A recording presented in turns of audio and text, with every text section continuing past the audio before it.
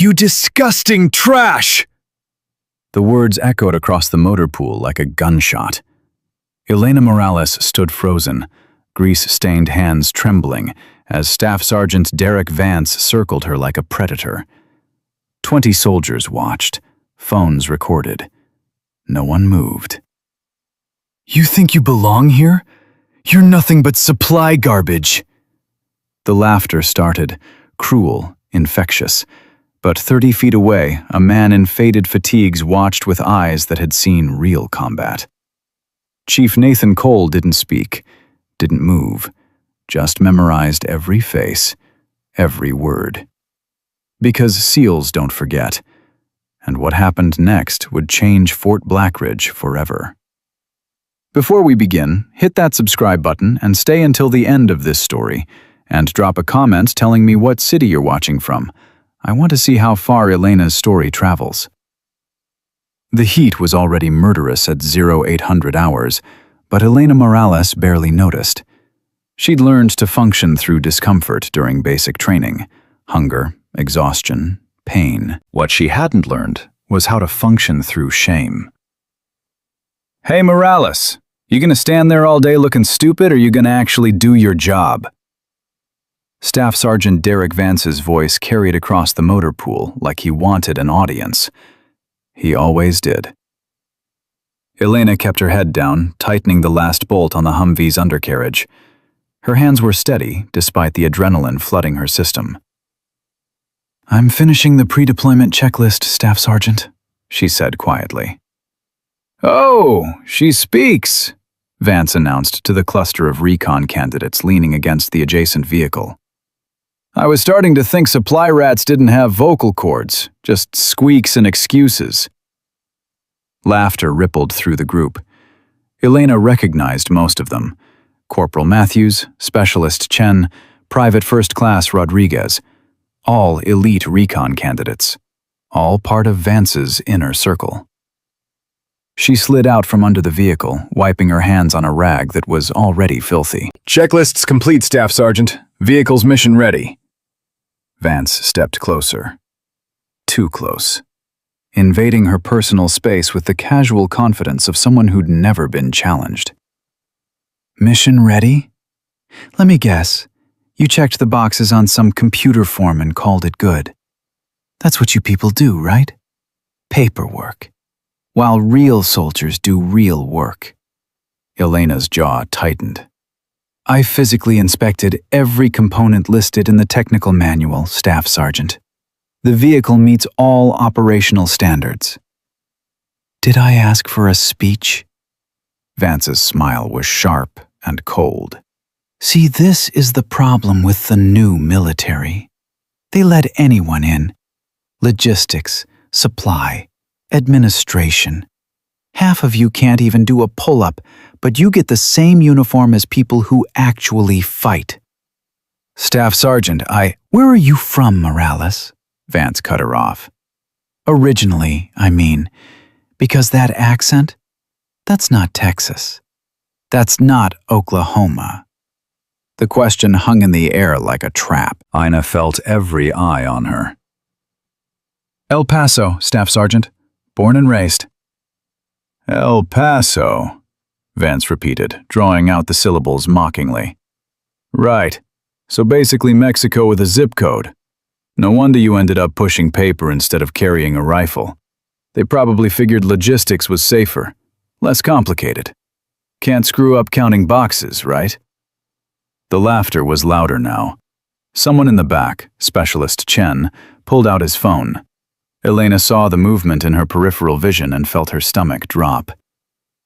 Actually, she said, keeping her voice level, I scored expert on my rifle qualification, and I requested combat MOS, but... But what? Vance stepped even closer. She could smell the coffee on his breath. Let me guess, they didn't think you could handle it, so they stuck you where you couldn't hurt yourself or anyone else. In the warehouse, with the other trash. That word again, trash. Elena felt something crack inside her chest. Not anger. She'd learned to swallow that years ago. Something deeper, The kind of hurt that doesn't heal clean. "I'm good at my job, Staff Sergeant," she said quietly. "I work hard. I follow—" "You work hard?" Vance laughed, a harsh bark that made several soldiers flinch. "You think showing up and doing the bare minimum is working hard? You know what hard work looks like? It looks like running 12 miles in full kit. It looks like carrying a wounded teammate through enemy fire. It looks like 3 deployments in 4 years. What does it not look like? It looks like a logistics clerk with grease on her face pretending she's contributing something meaningful." Corporal Matthews called out from the group. "Damn, Vance, tell us how you really feel." More laughter. Someone was definitely recording now. Elena could see at least 2 phones pointed in her direction. "You want to know what I really feel?" Vance addressed the crowd like a performer. "I feel like we've lowered our standards so far that even someone like Private Morales here, someone who couldn't hack it in a real MOS, gets to wear the same uniform I earned, gets to call herself a soldier. It's disgusting." The word hit like a physical blow. "You're disgusting trash," Vance said directly to Elena now, his voice dropping to something almost conversational, almost friendly, which somehow made it worse. "And the fact that you're still here, still pretending you belong, is an insult to everyone who actually deserves to be called a warfighter." The silence that followed was absolute. Elena stood there, hands at her sides, face burning with humiliation. She wanted to defend herself, wanted to scream that she'd passed every test they'd given her, wanted to list every regulation she'd memorized, every piece of equipment she'd maintained beyond standard, every extra shift she'd volunteered for. But the words wouldn't come. Because maybe he was right. Maybe she didn't belong here. Maybe. "All right, show's over," Vance announced, clapping his hands together. "Morales, finish your little checklist and get back to your warehouse. Try not to screw up anything important between now and lunch." He walked away. The group followed him, still laughing, still recording, still treating the whole thing like entertainment. Elena waited until they were out of sight before she allowed herself to breathe. Her hands were shaking now. She pressed them against her thighs, willing them to stop. Warriors didn't shake. Soldiers didn't cry. And she was a soldier, damn it, no matter what Vance said. She climbed back under the Humvee, forcing herself to complete the final inspection she'd already finished. Anything to avoid facing people. Anything to avoid the stares. But someone was already staring. 30 feet away, partially concealed by a cargo transport, Chief Petty Officer Nathan Cole had watched the entire exchange. He hadn't moved, hadn't interfered, hadn't said a word, but his eyes had tracked every moment, every word, every face in that crowd. Cole was a Navy SEAL, a chief, which meant he'd survived more combat than most soldiers would see in a lifetime. He was at Fort Blackridge temporarily, part of some classified joint readiness assessment that no one really understood.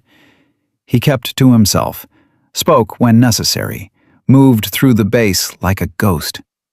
Most soldiers were intimidated by him. Vance had tried to buddy up to him during the first week, trading war stories, dropping names of mutual acquaintances in the SEAL community. Cole had listened politely, said almost nothing, and hadn't spoken to Vance since. Now he stood in the shadows of the cargo area, watching Elena Morales try to hold herself together under a Humvee. He'd seen a lot of things in his career: combat, casualties, courage, cowardice. But there was something about institutional bullying that disgusted him more than enemy fire, because enemies were supposed to hurt you. That was the job description. But your own people? Your own unit? That was betrayal. Cole pulled out his phone and made a note. Date, time, names. He'd seen Matthews recording. Good. That meant evidence existed. He made a second note. Check Morales's service record. Check previous complaints. Check Vance's leadership evaluations. Then he pocketed the phone and walked toward the admin building. SEALs didn't make noise. They made plans. By 1600 hours, the video was everywhere. Not on civilian social media, that would violate about 14 different regulations, but on the internal base messaging apps, in group chats, forwarded through encrypted channels that soldiers used to share everything from memes to complaints. "Supply trash gets wrecked by Vance," one message thread was titled. "She actually thought she could argue with him, Lamau," read another. Elena saw the notifications flooding her phone during her afternoon shift in the warehouse. She didn't watch the video. Didn't need to. She'd lived it. She kept working. Inventory, requisition forms, equipment checks. Busy work that let her avoid thinking. But her hands kept shaking. And when Sergeant First Class Morrison, the warehouse supervisor, called her into his office at 17:30, she knew it wasn't for a commendation. "Morales," Morrison said, not unkindly. "Sit down." She sat. Morrison was older, maybe 50, with the weathered look of someone who'd done multiple tours before accepting a quieter post. He'd always been fair to her. "I saw the video," he said bluntly. Hell, everyone saw the video. Elena stared at her boots. "I didn't do anything wrong, Sergeant. I was just—" "I know you didn't do anything wrong." Morrison sighed, rubbing his temple. "That's not the issue. The issue is that this is the third time this month Vance has pulled something like this. Second time it's been recorded." Elena's head snapped up. "Third time?" "Private Jackson 2 weeks ago. Specialist Torres before that. Both logistics. Both newer transfers. Both," Morrison hesitated. "Both not white, not male, and not recon candidates. You see the pattern?" "Why hasn't anyone said anything?" Elena's voice came out harsher than she intended. "Why hasn't anyone stopped him?" "Because Staff Sergeant Vance is a decorated recon leader with 3 successful deployments and a training record that looks like a recruiting poster," Morrison said flatly. "And because the people he targets are usually too scared to file formal complaints. Or when they do, the complaints get buried under unit cohesion concerns or building mental resilience justifications." "That's insane." "That's the military sometimes." Morrison opened a drawer and pulled out a form. "Look, I can't make this go away, but I can offer you a transfer. Different unit, different base if you want. Clean slate." Elena stared at the paperwork. A transfer. An escape route. "If I leave," she said slowly, "what happens to the next person? The next Private Jackson or Specialist Torres?" Morrison didn't answer immediately. Then, "Probably the same thing that happened to you." Elena took the form. "Can I think about it?" "Sure, take the weekend." "But Morales?" Morrison's voice softened. "Don't let pride keep you in a toxic situation. That's not weakness. That's survival." She left his office with a transfer request folded in her pocket and a decision she couldn't quite make. Chief Nathan Cole sat in his temporary quarters that evening, laptop open, files scattered across the desk. Service records, training evaluations, disciplinary reports. He'd spent the last 4 hours building a profile of Staff Sergeant Derek Vance. Impressive on paper. Bronze Star, Army Commendation Medal, expert marksman. Graduated top 5% of his recon class. But underneath the decorations, Cole found patterns. High turnover in Vance's units, frequent transfers of junior personnel, multiple informal complaints that had been resolved at the lowest level without official action. 3 formal EO complaints in the last 18 months, all dismissed for insufficient evidence or failure to substantiate. Cole leaned back in his chair, processing the data. Vance wasn't just a bully. He was a systemic problem that leadership had chosen to ignore because his operational performance was strong. Classic institutional failure. Reward the results, ignore the methods. Cole had seen it before. In the teams, in conventional units, anywhere humans held power over other humans without sufficient oversight. It rotted organizations from the inside out. His phone buzzed, a message from the base commander's office. Readiness assessment briefing tomorrow, 0900 hours. Cole typed a response, confirming attendance. Then he opened a new document and began typing a separate report. Not official yet, just observations, data points, patterns. He included the video he'd managed to obtain from one of the soldiers who'd been present. The soldier, Private Rodriguez, had been reluctant until Cole explained he wasn't interested in punishing anyone for recording, just documenting what happened. Cole watched the video once. That was enough. He saved the file under an encrypted folder and shut the laptop. Tomorrow, he'd attend the official briefing, play his role, be the quiet SEAL evaluator everyone expected. But he'd also start asking questions, casual ones. Background noise. Because that's how you gathered intelligence, not with interrogations, with conversations. And Chief Nathan Cole was very good at conversations. Elena didn't sleep that night. She lay in her bunk, staring at the ceiling, replaying Vance's words on an endless loop. You're disgusting trash. She'd joined the army to escape, to prove herself, to become something more than the girl from the rough neighborhood who wasn't supposed to amount to anything. And for 2 years, it had worked. She'd excelled in basic, scored high on her ASVAB, qualified expert on her weapon, done everything right. But somewhere between training and reality, she'd ended up here, in logistics, in a warehouse, being called trash by someone who'd never bothered to learn her name before today. The transfer form sat on her footlocker, still folded. She could leave, start over, pretend this never happened. Or she could stay. And what? Hope it got better? Hope Vance got bored? Hope someone in leadership actually noticed? Her phone buzzed, a message from her mother back in El Paso. Mija, you okay? Haven't heard from you in a week, Ina typed back. I'm fine, just busy. Love you. Another lie. She was getting good at those. She set the phone down and closed her eyes. Tomorrow, she'd decide. Tomorrow, she'd figure out what kind of soldier she wanted to be. The kind who ran from problems, or the kind who faced them. But tonight, she was just tired. Tired of trying.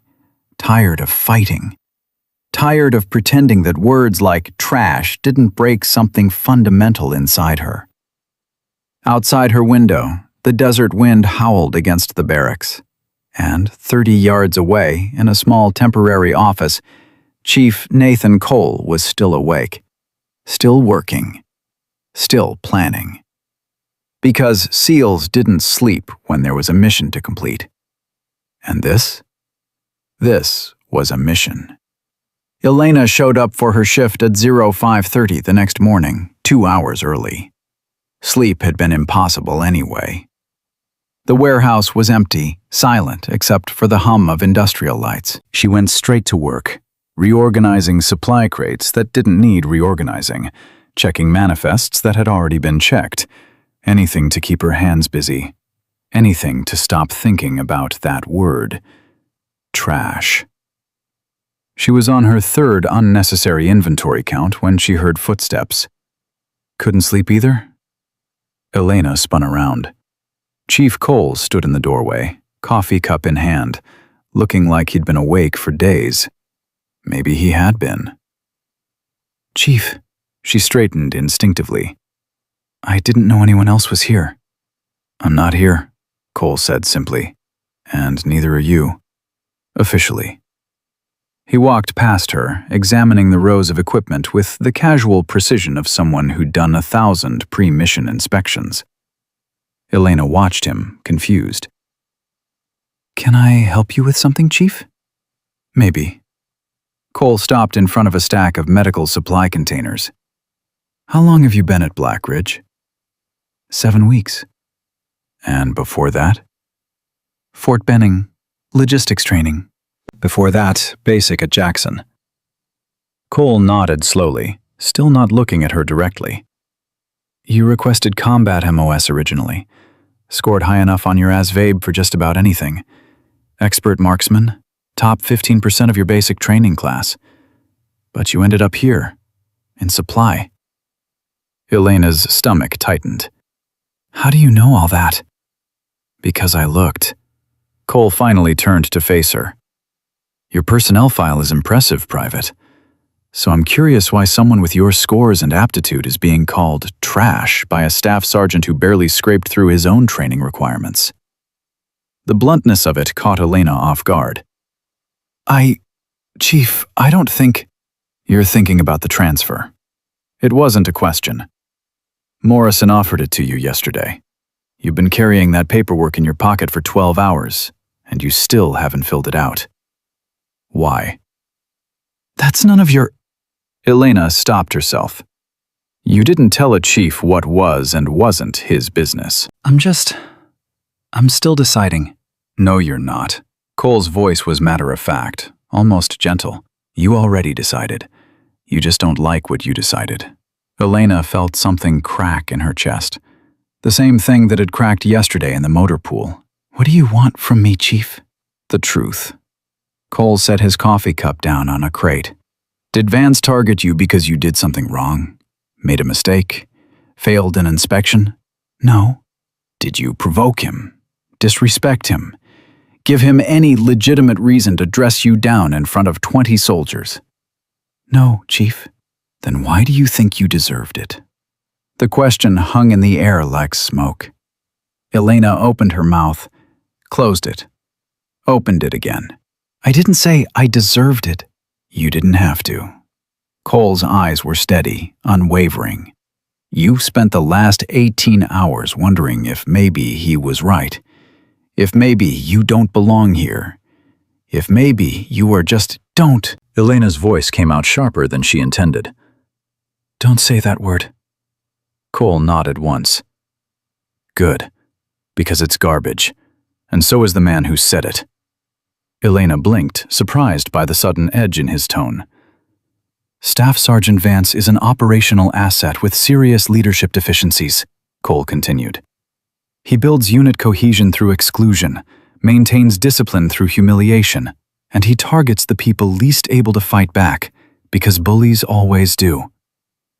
Then why hasn't anyone stopped him? Because stopping him requires proof, documentation, pattern evidence, and most of his targets take the transfer before they build a case. Elena understood now.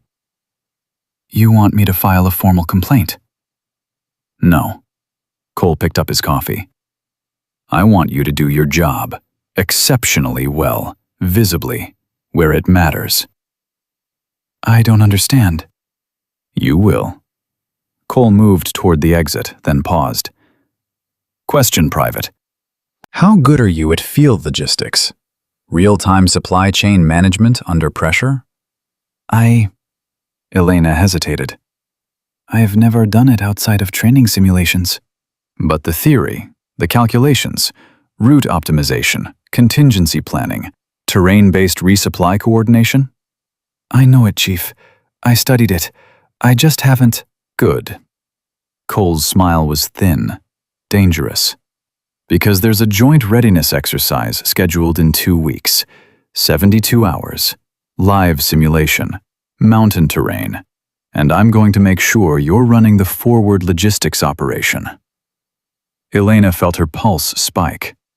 Chief, that's a senior NCO position. I'm a PFC. Vance will never... Vance doesn't get a vote. Cole's voice was flat, final. I'm the evaluator for this exercise, which means I determine operational assignments based on competency assessments. And according to your training records, you're the most qualified logistics specialist currently stationed at Black Ridge. This is insane. This is tactical, Cole met her eyes. Vance embarrassed you publicly. If you disappear now, he wins. His methods get validated. And the next Private Morales gets the same treatment. But if you stay, if you perform, if you prove that competence matters more than his approval. He let the sentence hang. He'll destroy me, Elena whispered. He'll sabotage everything I do. He'll make sure I fail. Probably. Cole's expression didn't change. So don't fail. He left before she could respond. Elena stood alone in the warehouse, heart pounding, mind racing. This wasn't help. This was a challenge, a test, maybe even a trap. But it was also a chance.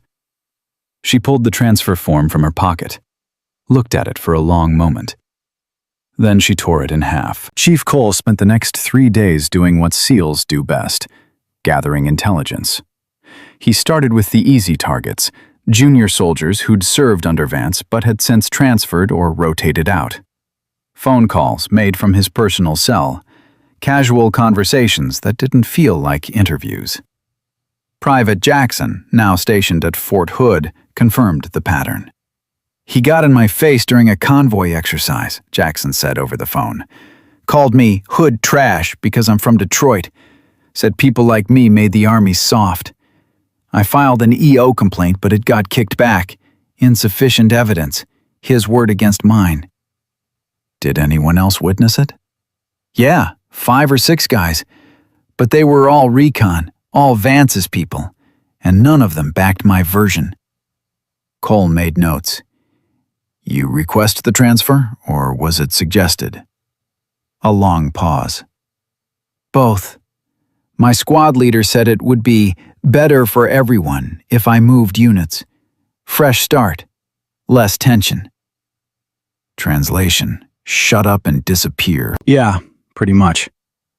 Cole thanked him and moved to the next call. Specialist Torres, now civilian after completing her contract early, had a similar story. Humiliation during a training inspection, accusations of incompetence, public mockery. And when she'd tried to push back, she'd been counseled for disrespectful behavior toward a superior NCO. I spent 6 months at Black Ridge, Torres said. Her voice was tired, resigned. Worst 6 months of my military career. And I did a deployment to Afghanistan. That tells you something. Why didn't you fight it? Because fighting it would have meant staying longer. And I couldn't take another day of that place. Of him. Torres's voice cracked slightly. Is he doing it again? To someone else? Yeah. Then stop him, please. Because I couldn't. Cole ended the call and added her statement to his growing file. By day 4, he had 7 documented cases. 7 soldiers.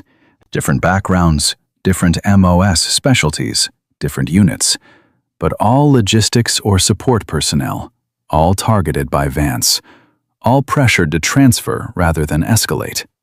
The pattern was undeniable. But patterns weren't enough. He needed something concrete, something command couldn't ignore or dismiss. That's when he found it. He was reviewing training footage from the previous quarter, standard readiness assessment material, when he noticed something odd. A convoy exercise from 3 months ago. Vance's recon unit running supply interdiction drills. The official after-action report listed the exercise as highly successful with exemplary leadership demonstrated by SSG Vance. But the actual footage told a different story. Cole watched Specialist Torres, pre-transfer, attempts to explain a routing discrepancy to Vance. Watched Vance dismiss her publicly, override her logistics plan, and order his team to proceed with an alternate route. The alternate route failed spectacularly. 2 vehicles got stuck in soft terrain. The exercise timeline collapsed. But the after-action report blamed Torres. Inadequate planning by logistics support personnel resulted in mission degradation. Cole rewound the footage, watched it again. Torres had been right. Vance had been wrong. But the official record had been altered to protect Vance's reputation. That was falsification of training documentation, a career-ending offense if proven. Cole made a copy of the footage. Then he cross-referenced it with 6 other exercises from the past year. Same pattern. Every time. Vance overriding logistics recommendations, operations failing, and junior soldiers taking the blame in official reports. He'd been covering his tactical failures by scapegoating support personnel. Cole sat back in his chair, processing the implications. This wasn't just bullying. This was systemic corruption masked as leadership, and that had been going on for over a year, while command looked the other way. Elena spent those same 4 days preparing for the exercise like her career depended on it, because it did. She pulled every field logistics manual she could find, studied terrain maps of the training area until she could visualize every ridge, every valley, every potential choke point. She ran supply chain calculations until her eyes burned, built contingency plans for scenarios that probably wouldn't happen, but might. She showed up early, stayed late, ate at her desk, and word got around. By day 5, she noticed the stares in the chow hall, the whispers, the sneers from Vance's crew. Corporal Matthews cornered her outside the warehouse on day 6. "Heard you're running logistics for the exercise," he said, blocking her path. "That true?"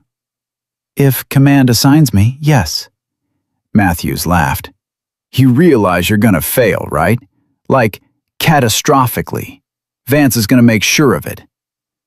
"Then I'll fail doing my job instead of running from it." "That's not brave. That's stupid." Matthews leaned closer.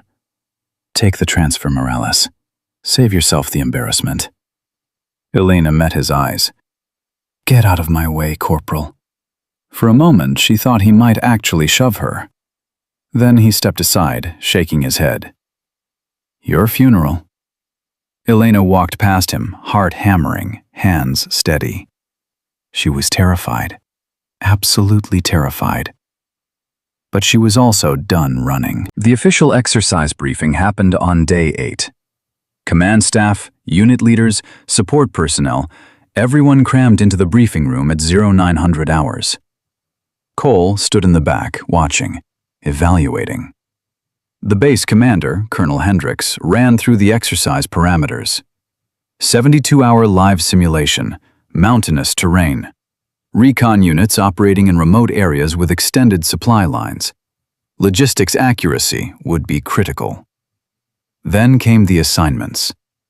Forward logistics coordination will be managed by Private First Class Elena Morales, under supervision of Sergeant First Class Morrison. The room went silent. Vance's hand shot up.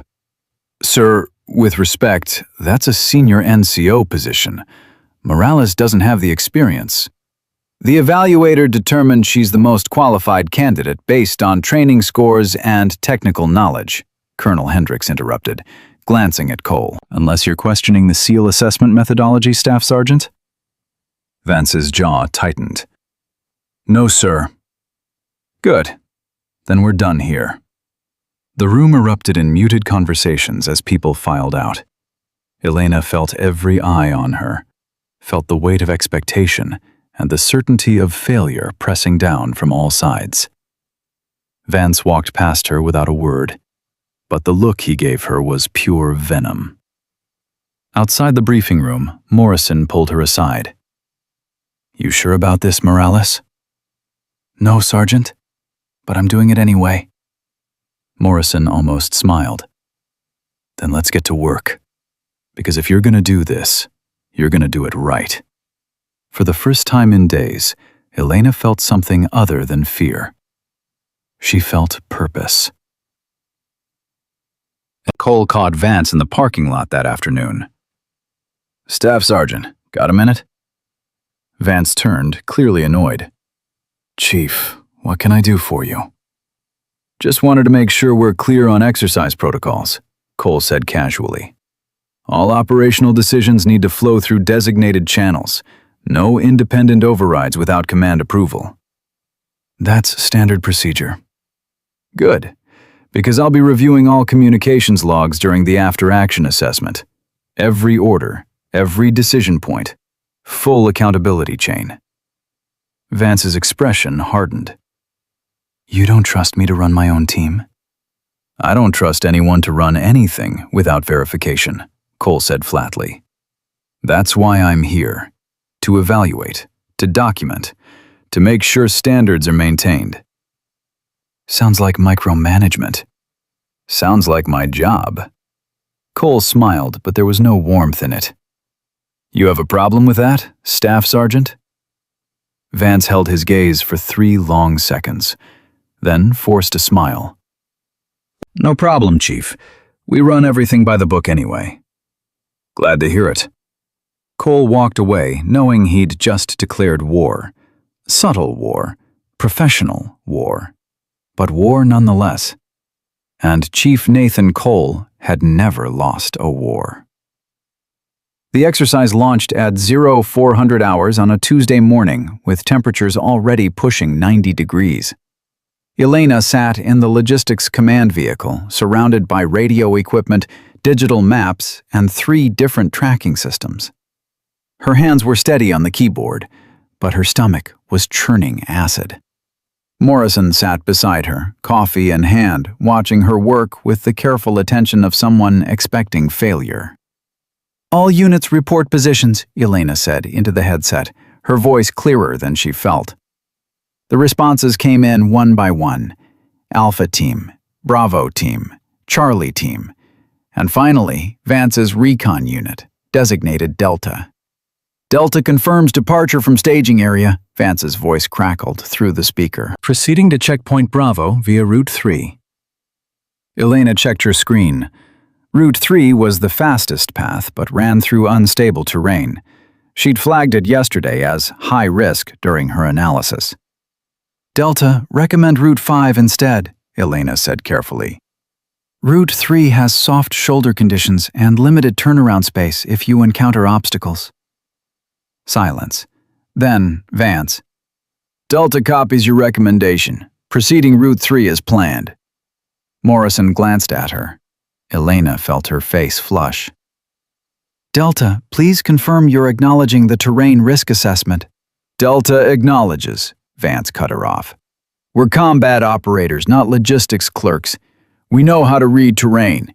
Route 3 is faster. Time is mission critical. Delta out.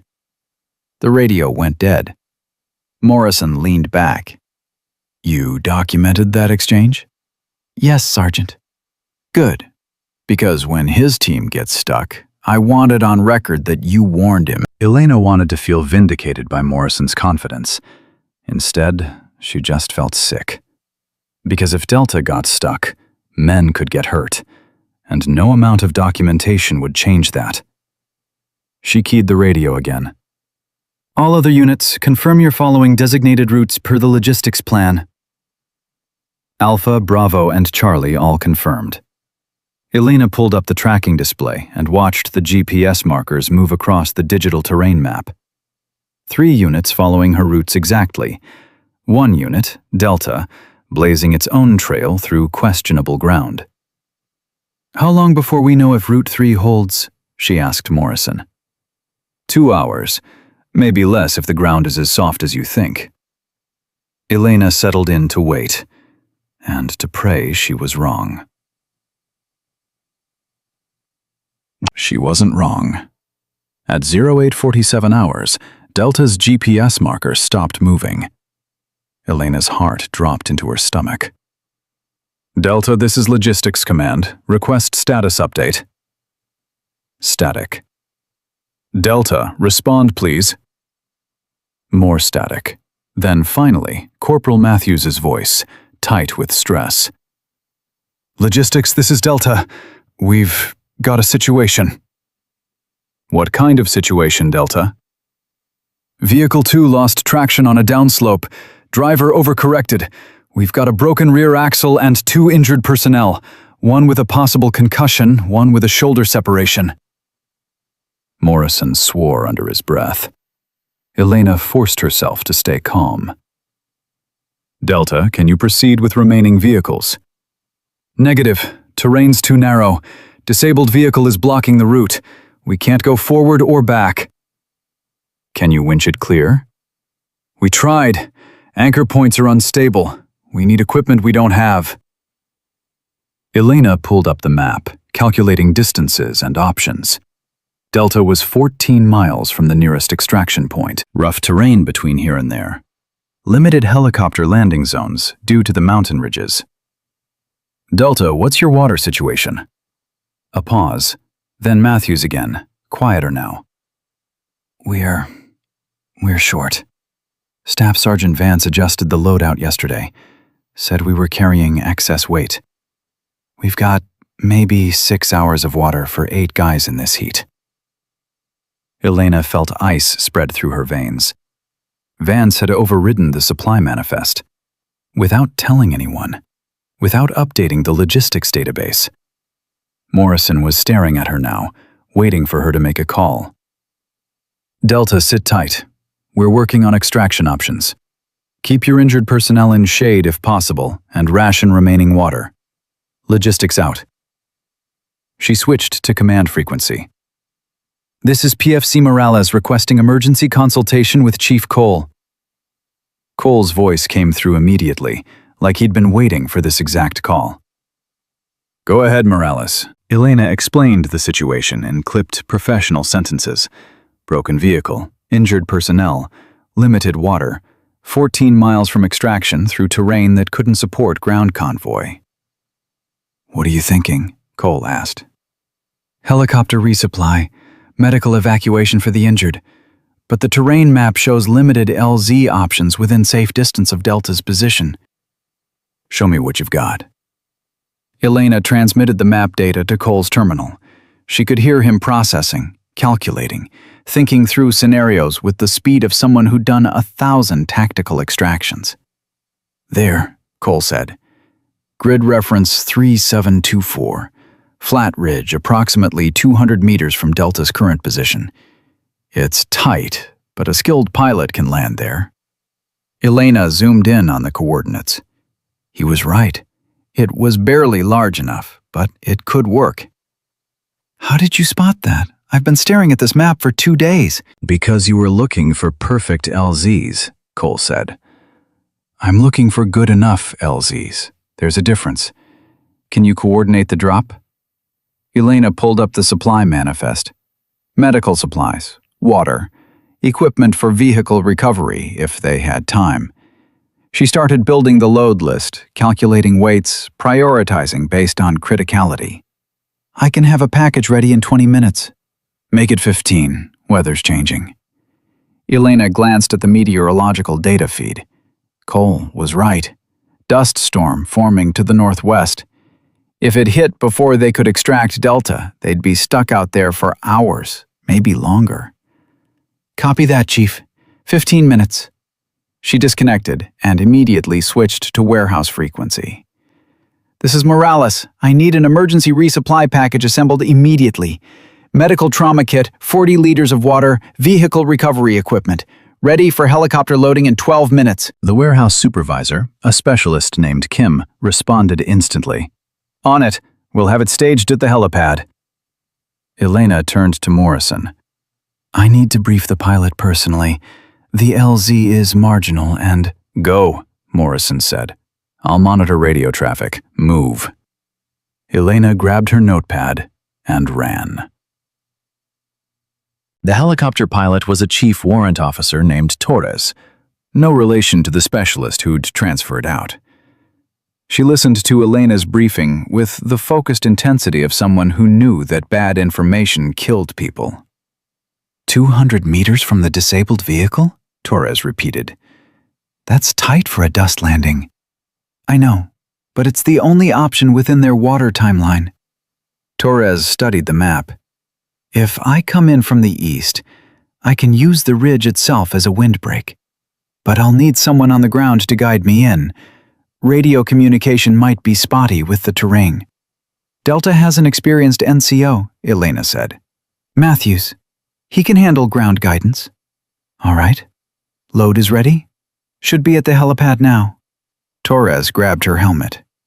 Then let's move. That dust storm hits in 40 minutes. We're all grounded. They reached the helipad to find Chief Cole already there, inspecting the supply package. He looked up as Elena approached. This everything? Everything you need for immediate stabilization and 48 hours of extended operations if weather delays secondary extraction. Cole nodded. You calculated for the dust storm scenario? Yes, Chief. Good thinking. He glanced at Torres. You good with the LZ coordinates? Good enough. Let's fly. Elena watched them load the supplies, feeling simultaneously proud of her planning and terrified that she'd missed something critical. Some calculation error, some overlooked variable. Cole paused at the helicopter door. Morales, you did the work. Now trust the work. Then he climbed aboard, and the helicopter lifted into the morning sky. Elena sprinted back to the logistics command vehicle, arriving just as Morrison was fielding a radio call from Colonel Hendricks. Want a full explanation of how this happened, Hendricks was saying, his voice tight with controlled anger. Morrison handed the headset to Elena. She took it with shaking hands. Sir, PFC Morales, the situation is— I know the situation, Private. What I want to know is how a routine exercise turned into a medical emergency and resource crisis. Elena took a breath. This was the moment. Tell the truth and face the consequences, or cover and let Vance skate. Sir, Delta unit deviated from the recommended route despite explicit warnings about terrain conditions. Additionally, Staff Sergeant Vance modified the unit's supply loadout without updating the logistics database, resulting in inadequate water reserves for current conditions. Silence on the other end.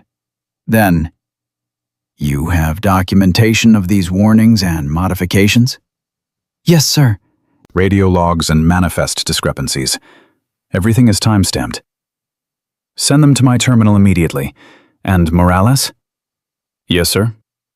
What's the current status of the rescue operation?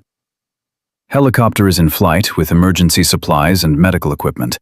Estimated arrival at Delta position in 8 minutes. Chief Cole is on board to supervise extraction. Another pause.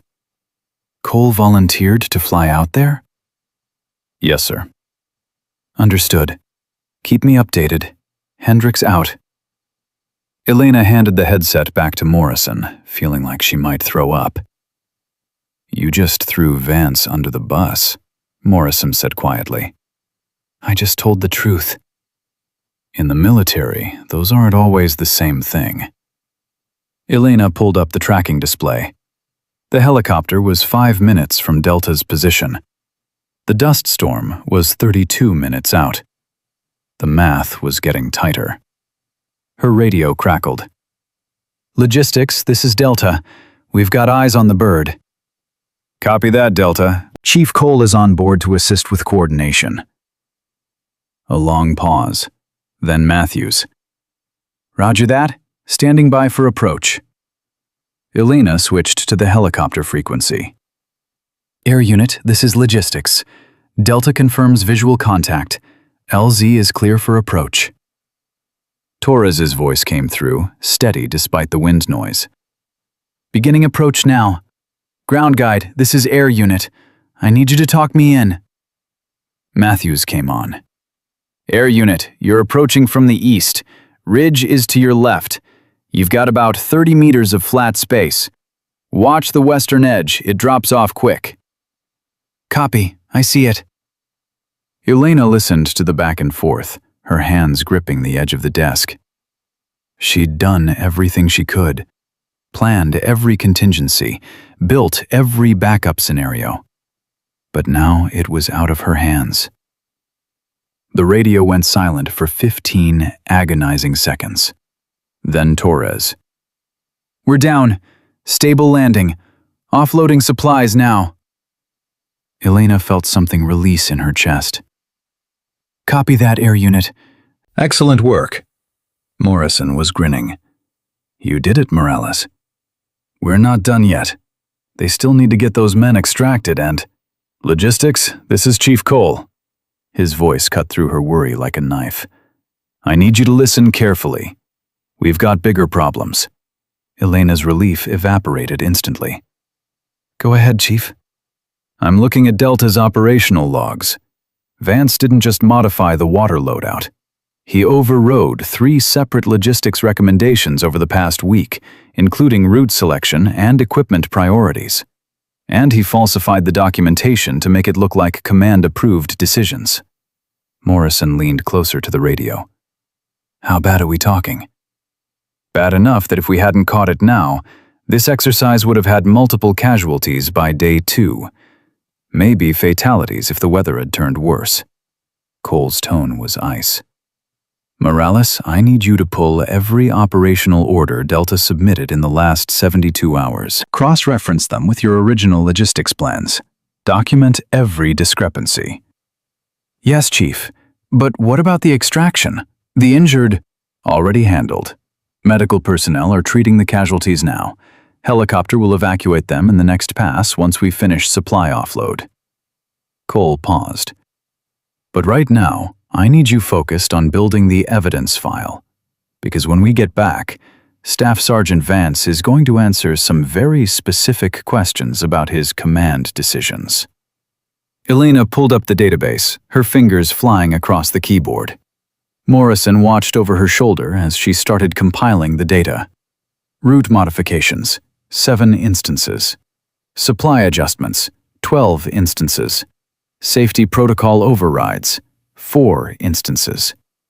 Every single one had been altered to appear command-sanctioned when they weren't. "My God," Morrison whispered. "He's been doing this the whole time." "Not just this exercise," Elena said, pulling up historical data. "Look, 3 months ago, same pattern. 6 months before that. Every major exercise, he overrides logistics, operations fail, and junior personnel get blamed in the after-action reports." She flagged each instance, cross-referenced timestamps, built a timeline that showed systematic falsification of operational records. "Send it to my terminal," Cole said through the radio. "And copy Colonel Hendricks."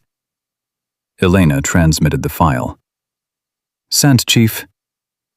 "Outstanding work, Private. Now here's what's going to happen next. When that helicopter lands back at base, you're going to be in the briefing room with this evidence ready to present. No hedging, no minimizing. Full accountability chain. Can you do that?" Elena thought about Private Jackson, about Specialist Torres, about every soldier who'd been blamed for Vance's failures and then pressured to disappear quietly. "Yes, Chief. I can do that." "Good. Because this doesn't end with one rescue. This ends with institutional change, and you're the one who made it possible." The helicopter lifted off 20 minutes later with 2 injured soldiers and enough evidence to end Derek Vance's career. Elena watched the tracker until the aircraft cleared the incoming dust storm with minutes to spare. Morrison clapped her on the shoulder. "Hell of a first combat logistics operation, Morales." "This wasn't combat, Sergeant." "Wasn't it?" Morrison pulled up the weather data. "You just kept 8 men alive through a combination of hostile terrain, equipment failure, and command incompetence. In my book, that's combat. Different kind, but combat all the same." Elena stared at the screen, processing everything that had happened in the last 4 hours. The crisis, the rescue, the revelation. And somewhere in the middle of it all, she'd stopped being afraid. She'd stopped worrying about whether she belonged. Because she'd just proven, to herself, to Morrison, to Cole, to everyone, that she didn't just belong. She was essential. Her radio crackled one more time. "Logistics, this is Delta. We're secure and stable. Water situation resolved. Medical, stable. We owe you one, Morales." It was Matthews, the same corporal who'd told her to take the transfer, to save herself the embarrassment. "Just doing my job, Delta," Elena said quietly.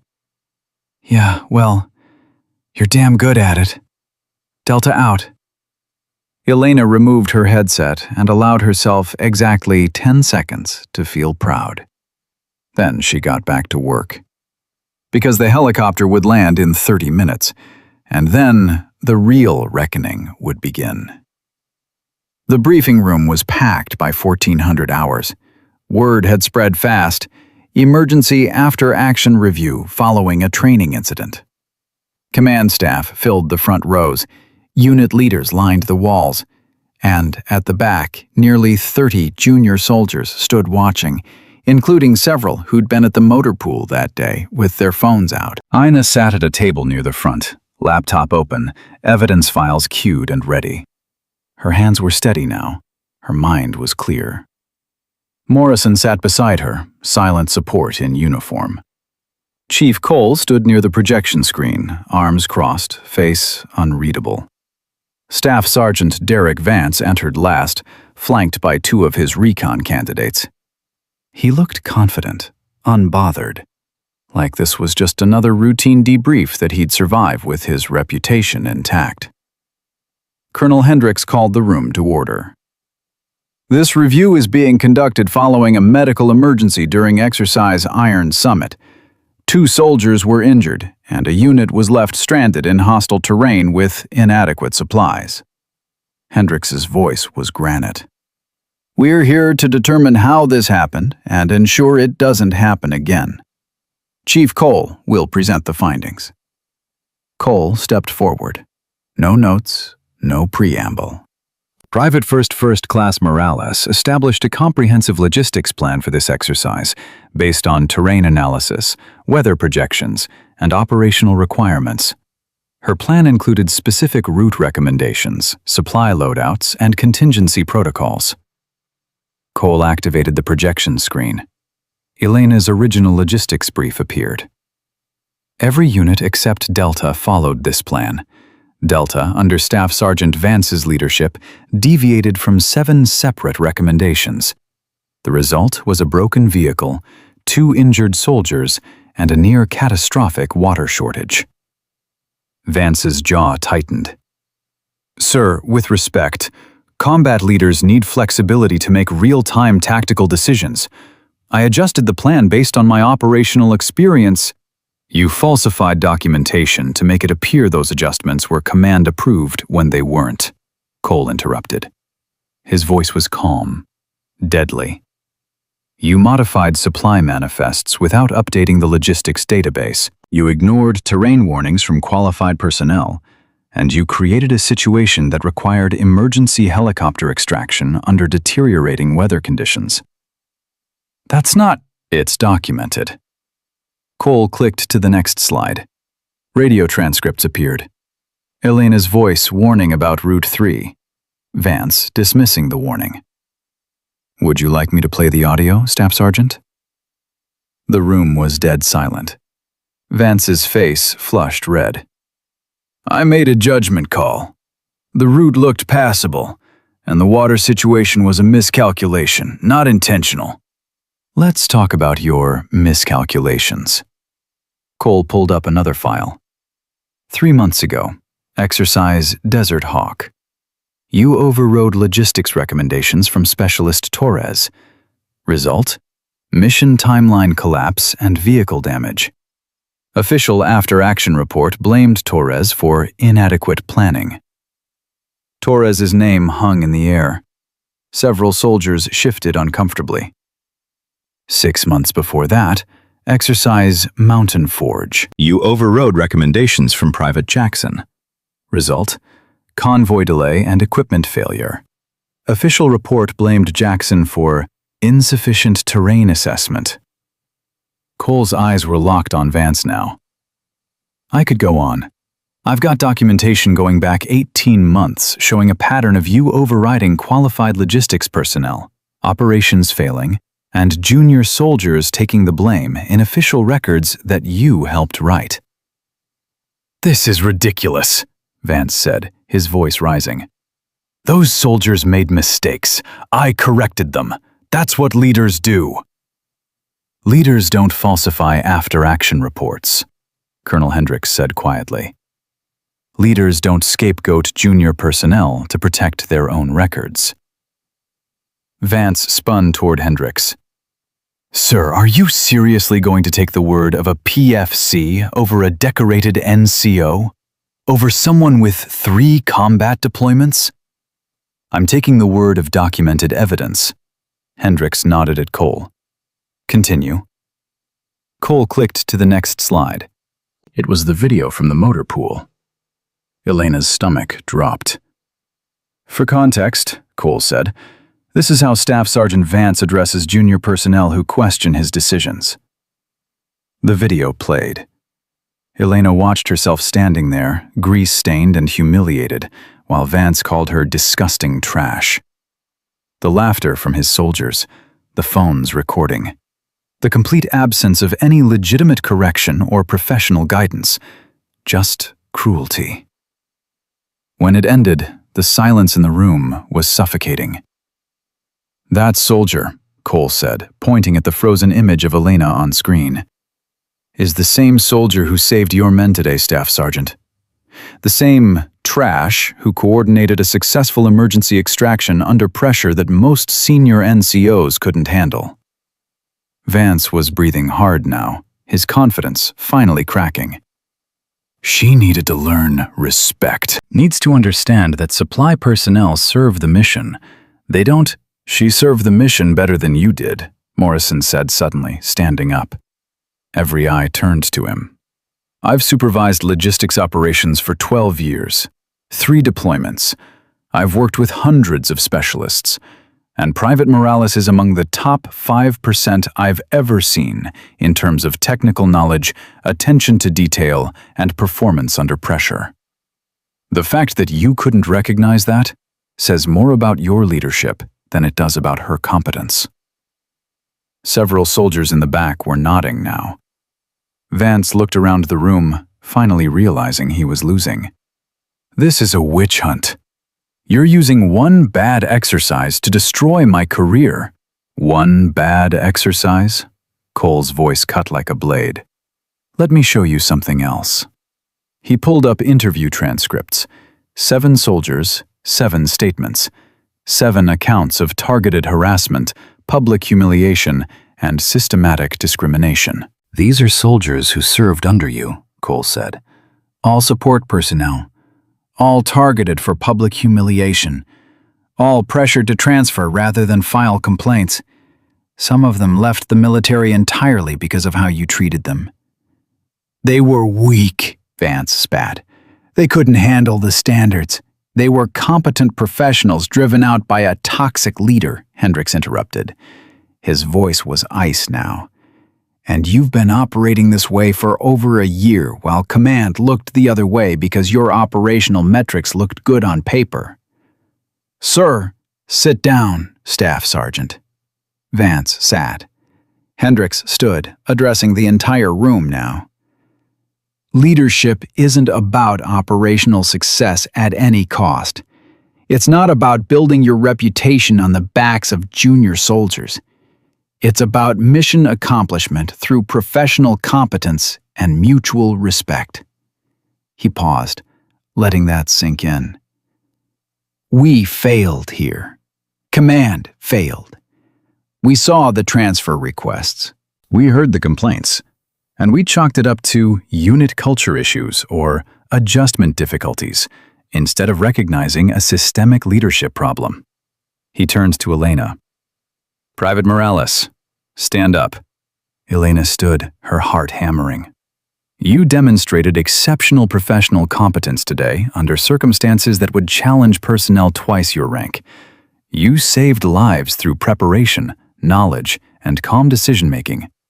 And you did it, despite being told repeatedly that you didn't belong here. Hendrix's expression softened slightly. You proved them wrong. Definitively. Elena didn't know what to say. Thank you, sir. Don't thank me. I'm part of the problem. Hendrix looked at the assembled soldiers. We all are, if we tolerate this behavior.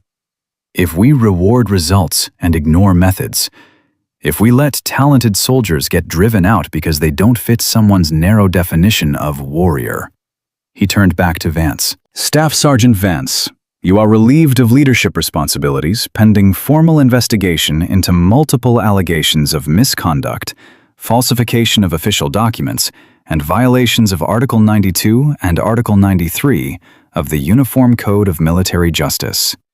You will surrender your security clearances and operational access immediately. Dismissed. Vance stood slowly, his face ashen. For a moment, Elena thought he might argue, might fight, might do something to salvage the situation. Instead, he just walked out. The room remained silent for several heartbeats after the door closed. Then, Hendrix addressed the crowd again. Effective immediately, this installation will implement mandatory cross-training between combat and support units.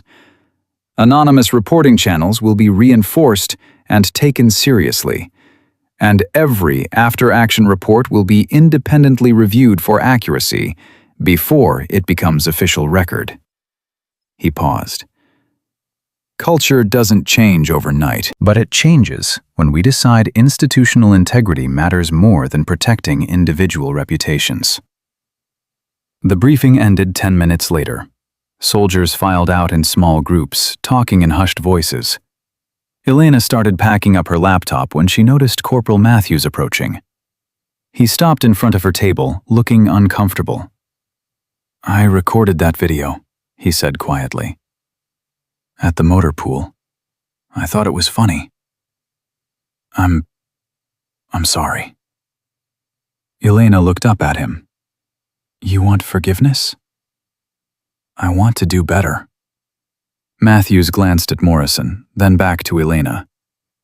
I want to learn how to actually be a leader, instead of just following the loudest voice in the room. Elena closed her laptop. Then start by deleting that video. Already did. Right after I watched you coordinate that rescue. Matthews hesitated. For what it's worth, you're a better soldier than I gave you credit for. I was always a good soldier, Elena said quietly.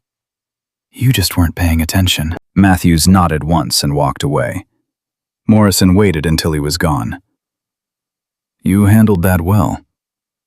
I don't feel good about it. You're not supposed to feel good about it. You're supposed to feel right about it. There's a difference. Chief Cole approached their table. Walk with me, Morales. Elena followed him outside. The desert heat hit like a physical force after the air-conditioned briefing room. Cole walked toward the motor pool, the same place where this had all started days ago. You know what happens next? Cole asked. Vance gets investigated, maybe court-martialed, maybe just quietly pushed out.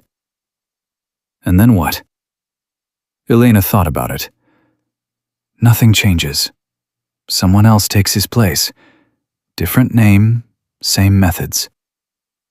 That's what usually happens, Cole agreed. But you've got a choice now. You can take this win, keep your head down, and hope the next leader is better. Or you can become the kind of leader who doesn't tolerate this garbage in the first place. I'm a PFC chief. I don't have that kind of authority. Not yet.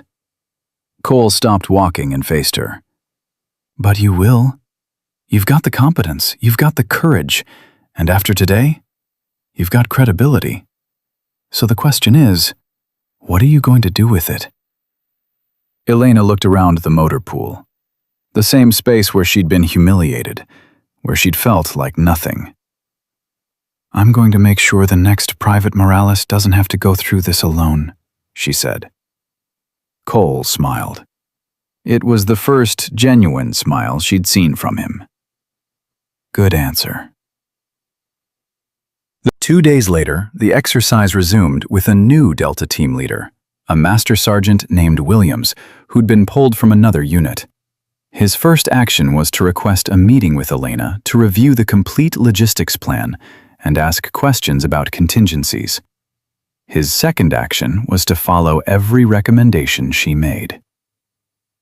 The exercise concluded successfully 72 hours later with 0 incidents. Elena spent those 3 days running logistics from the command vehicle, coordinating supply drops, adjusting for weather changes, and proving over and over that she knew exactly what she was doing. On the final day, Colonel Hendricks personally visited the logistics center. "Private Morales," he said, "effective next month, you're being promoted to specialist. Additionally, you'll be assigned as Assistant Logistics Coordinator for all future joint exercises, pending completion of advanced training courses." Elena felt her throat tighten. "Sir, I don't know what to say." "Say you'll keep doing what you did this week. Say you'll hold the line when others won't. Say you'll be the kind of NCO who builds people up instead of tearing them down." "I will, sir." Hendricks nodded. "I believe you." After he left, Morrison clapped her on the shoulder. "Told you that you didn't need saving. You just needed someone to clear the noise." Cole said the same thing. "Smart man, that SEAL." Elena looked around the command vehicle, her command vehicle now, in a way. "What happened to Vance? Official word?" "Under investigation, likely facing an Article 15 at minimum, possible court-martial depending on what else they find. His recon certification is under review. Career's effectively over, either way." Elena waited for satisfaction, for vindication, for the rush of victory. Instead, she just felt tired. "He did it to himself," Morrison said, reading her expression. "You didn't destroy him. You just documented what he'd already done. There's a difference." "Doesn't make it feel better." "It's not supposed to. That's how you know you're not like him." Chief Cole left Fort Blackridge the following week. His assessment complete, his mission accomplished. Elena caught him in the parking lot on his last morning. "Chief, can I ask you something?" "Always." "Why did you help me? You could have just filed your report and moved on. Why get involved?" Cole set his bag down. "You know what the difference is between a good soldier and a great one?" "What?" "Good soldiers follow orders.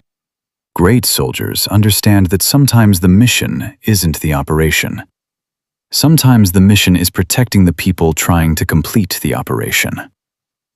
He picked up his bag again. "You were trying to complete the operation. Vance was sabotaging it. So helping you wasn't personal. It was tactical." "That simple?" "That simple." Cole extended his hand. "Take care of yourself, Specialist Morales." Elena shook his hand. "Thank you, Chief. For everything." "Thank Morrison. I just cleared the noise. You did the work." He climbed into his vehicle and drove away. Elena watched until the dust cloud disappeared, then walked back to the warehouse. Her warehouse now. Her responsibility. Her mission. And she was ready for it. 3 months later, Fort Blackridge looked the same on the surface. Same desert heat, same buildings, same vehicles lined up in the motor pool. But everything underneath had changed. Elena arrived for her 0600 shift to find Sergeant First Class Morrison waiting outside the warehouse with coffee and a clipboard. "Morning, Specialist," he said, handing her the cup. "Got something for you." Elena took the coffee and the clipboard. It was a roster. 15 names. Junior soldiers. All logistics. All support personnel. All new transfers. "What's this?" "Your mentorship assignments," Morrison said. New program. Every support specialist gets paired with a senior mentor for their first 6 months. Colonel Hendricks wants you heading up the logistics division. Elena stared at the names. Some were familiar from recent arrivals. Others were completely new. Morrison, I've been a specialist for exactly 93 days. I'm not qualified to. You coordinated an emergency extraction that saved lives.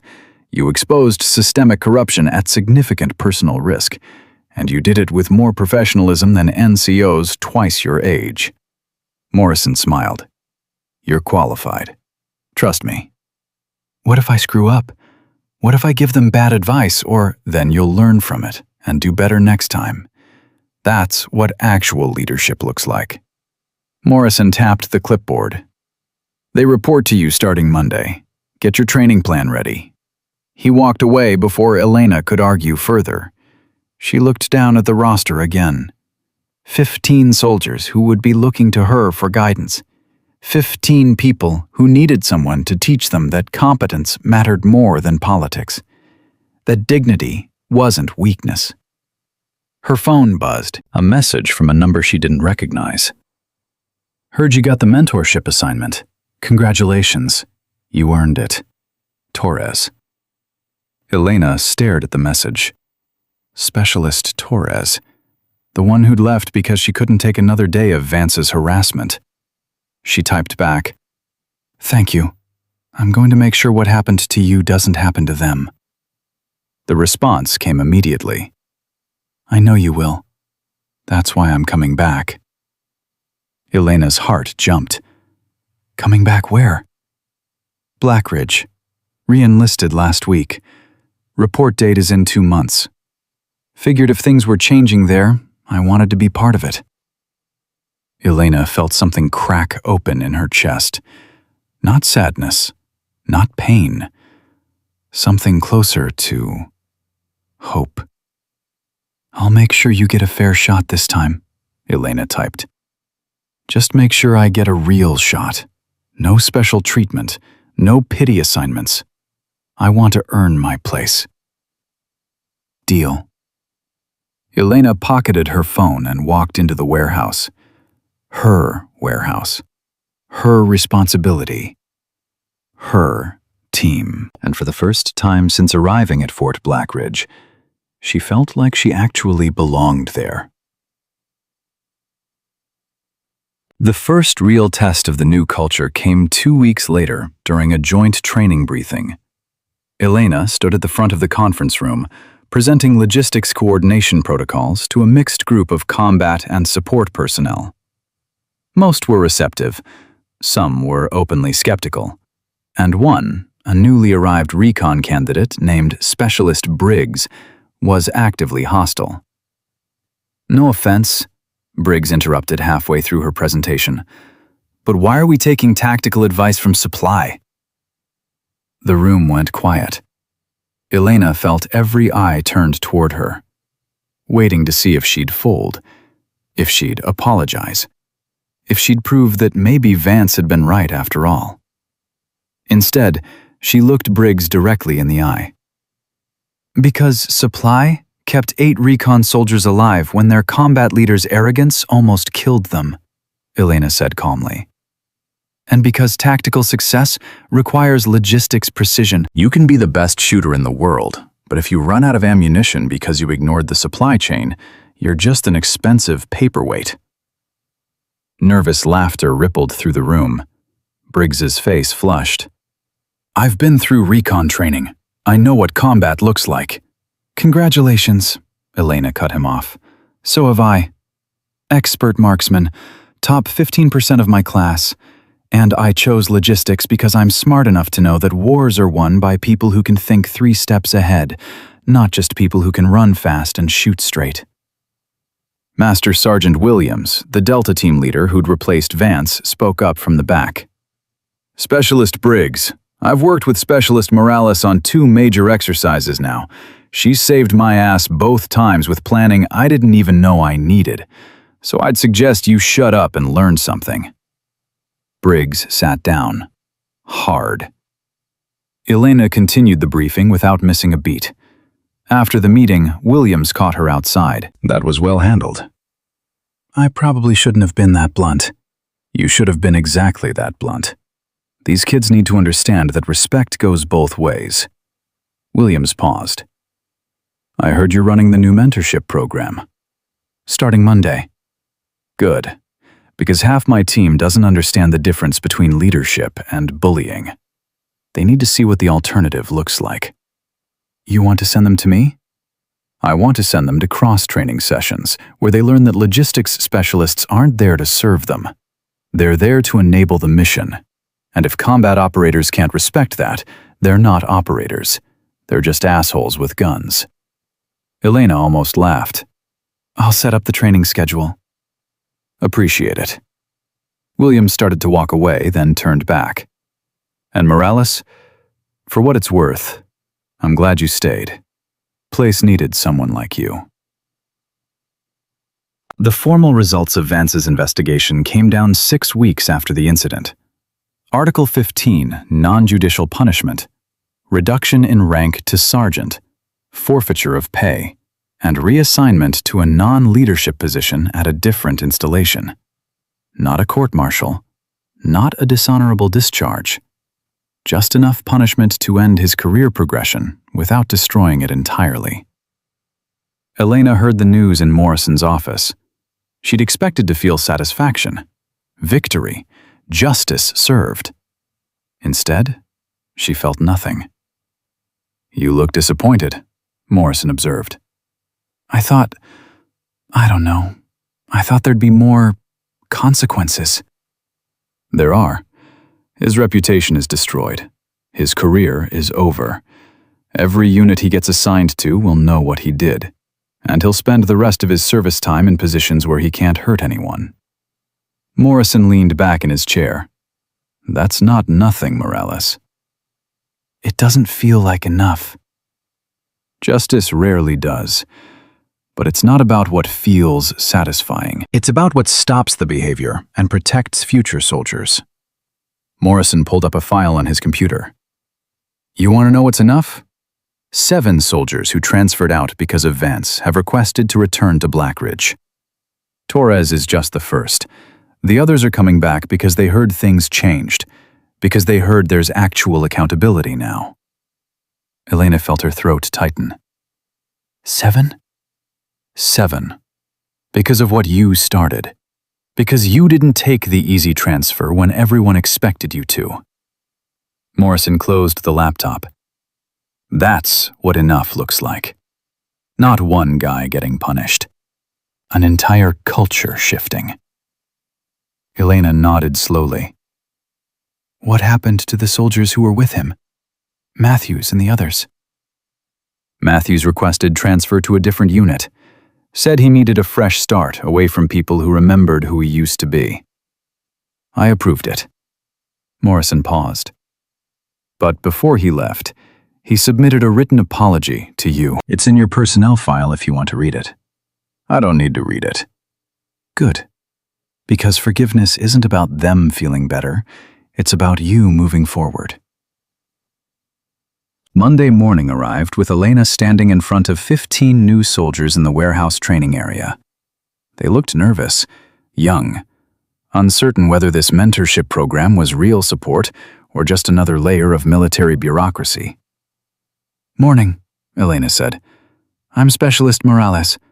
For the next 6 months, I'm your primary mentor for logistics operations, professional development, and navigating military culture. Some of you know my story. Some don't. Here's the short version. 4 months ago, a senior NCO told me I was disgusting trash who didn't belong in this uniform. Today, I'm standing here teaching you how to be better soldiers than he ever was. A few soldiers shifted uncomfortably. One, a young woman named Private Chen, raised her hand. Yes? Is it true you coordinated a rescue operation after only being here 2 months? Yes. How did you know what to do? Elena thought about it. I studied. I prepared. I took the job seriously, even when people told me it didn't matter. And when the crisis came, I had the knowledge I needed because I'd done the work beforehand. Another hand. Private Rodriguez. Is it true Staff Sergeant Vance got busted because of your report? No. Staff Sergeant Vance got busted because of his own actions. I just documented them. Elena looked around the group. And that's the first lesson. Your job isn't to make other people look good by staying quiet when they screw up. Your job is to maintain standards, to speak up when something's wrong, to hold the line even when it's uncomfortable. What if speaking up gets you targeted? Chen asked quietly. What if leadership doesn't back you? Elena met her eyes. Then you document everything. You build your case, and you find the people who will back you. There are more good leaders than bad ones. You just have to be brave enough to find them. A third soldier spoke up. What if we're not brave enough? Then you fake it until you are, Elena said bluntly. Courage isn't the absence of fear. It's doing the right thing while you're scared. And all of you are going to be scared at some point. Your job is to do your job anyway. She spent the next 2 hours walking them through basic logistics protocols, safety procedures, and professional standards. But she also talked about things the technical manuals didn't cover: how to handle disrespect, how to document problems, how to build relationships with combat units based on mutual respect instead of servitude. At the end of the session, Chen approached her. Specialist Morales, can I ask you something off the record? Go ahead. Do you think it's actually different now? Or is this just temporary? Like, once people forget about what happened with Vance, does everything go back to the way it was? Elena considered the question carefully. I think culture change is fragile. It requires constant maintenance. You can't just fix it once and assume it stays fixed. You have to keep choosing it. Every day, every interaction. She paused. But yeah, I think it's different. Because now there are people like you asking that question, instead of just accepting things the way they are. Chen nodded slowly. I want to be part of keeping it different. Then show up tomorrow and do your job well. That's how you keep it different.